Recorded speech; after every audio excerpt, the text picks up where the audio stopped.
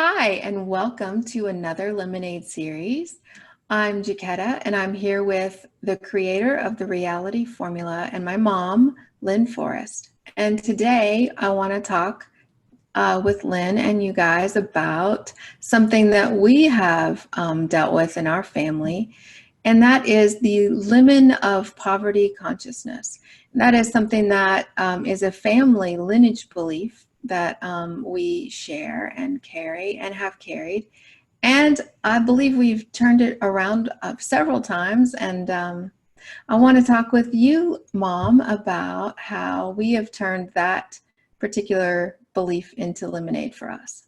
That belief that says there's not enough to go around, that we don't have what it takes, that we don't have what we need, that we're not successful if we don't have it in the bank. If it's not in the bank, then it doesn't exist, and therefore our efforts, or my efforts, I'll just bring it home to me, are unworthy.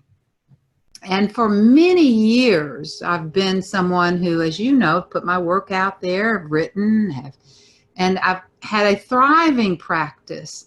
And yet, financially, I have not risen to the top. And that has been a source of concern for me, and something I've really beat myself up over. It's like I didn't do it right, and why don't you pay more attention, and you're just a failure at business, and those sorts of beliefs. And when I began to look back and recognize that this is not just mine, this is a lineage on both sides of my family. This idea that we don't have what it takes to move forward. And it wasn't until I began to turn it around and look at how this not having financial success was actually serving me, that things began to shift. When I began to make peace with that. And what I mean by that is, and here are some of the thoughts, here are some of the thoughts that turn that lemon of I'm a failure because I haven't made it financially, turning it around and turning it into a lemon through thoughts like these. The thought, it occurred to me one day, that actually so much of my work has been based on trusting in something bigger than me to serve me. And it really has been about recognizing that everything I need is provided moment to moment, and it has nothing to do with my efforts, really. That it has been that I have just been taken care of.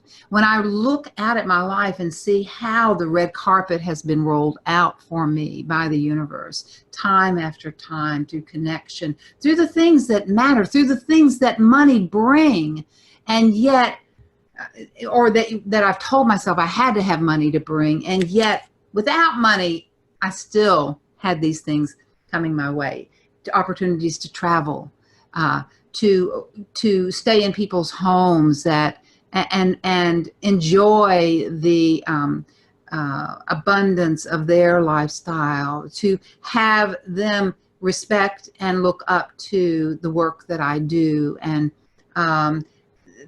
just all kinds of things. Everything from getting to live on yacht, to getting to travel to Europe and to other countries, to anything I wanted to do, basically. There's been nothing that I've really wanted to do that I've had to give up because I didn't have money. Although I have told myself over and over again that because I don't have money, I can't do it. It's not proven to be true at all. And what has proven to be true is how beautifully the universe takes care of me, of you, of us, without needing to have an abundant bank account. And as a matter of fact, I can see how it was necessary, it was essential that I experienced that, because how am I going to be able to have faith and live out of the principles without them being verified in my daily life. And so when the universe steps forward and brings me what I need, what I want, more than what I need, so much more than what I need, what I want, without the check in the mail, so to speak, but through opportunity, through offering, through in all kinds of ways that I can't even think of right now. So many never dreamed possible ways. Reminds me of when I decided, it's been a decision. It really starts with a decision. It's a decision like when I decided that I wanted to go to India the first time. And this was back many years ago, back in the, I guess it was, I went the The first time in 90s. the 80s or 90s. Yeah, It was late. the 90s, I remember. Okay, the 90s. When I decided I wanted to go to India, and I just decided, well, I'm going. I don't know how. I don't have the money to go. I decided how much money I needed to go, and what would need to be in place. I would, and the kind of trip I wanted to have. I didn't want it to be just a tourist trip. I wanted it to be for purpose. It needed to be purposeful. It needed to be something that was part of an initiation for me, part of a life experience that would bring. And I made the decision that I was going, and I made the decision that I was going to go the first of the following year. This was like in the summer, like a May or June, when I made the decision. And sure enough, in January of the next year, all the details had fallen into place. I knew I not only had the money to go, and it was an amazing thing because I decided I needed like $10,000 by January in order to go.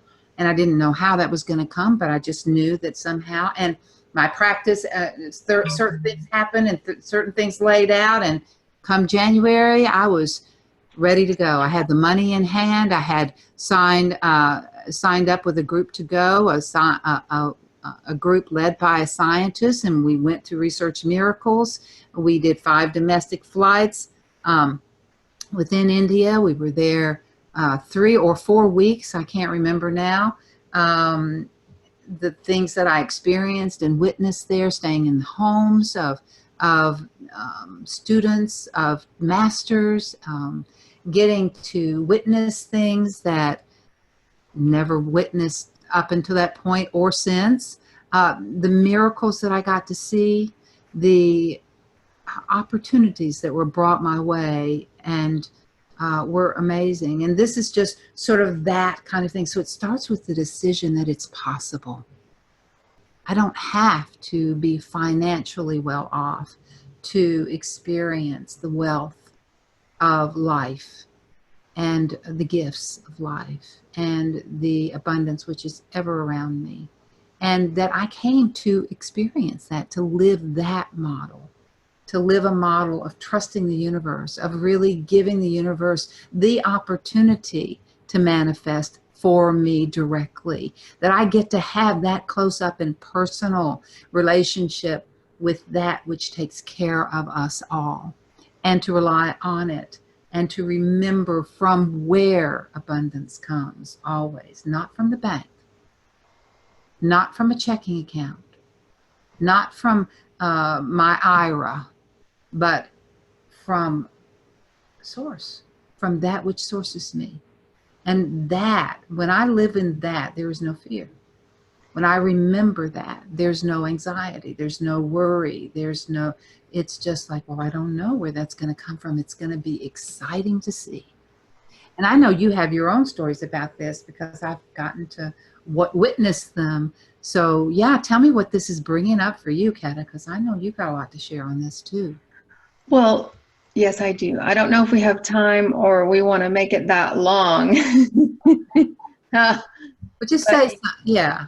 I think my major turnaround was there was a few, but the appreciation of what I already have, and the appreciation of the gift of the struggle, if you want to call it that, was a gift in itself.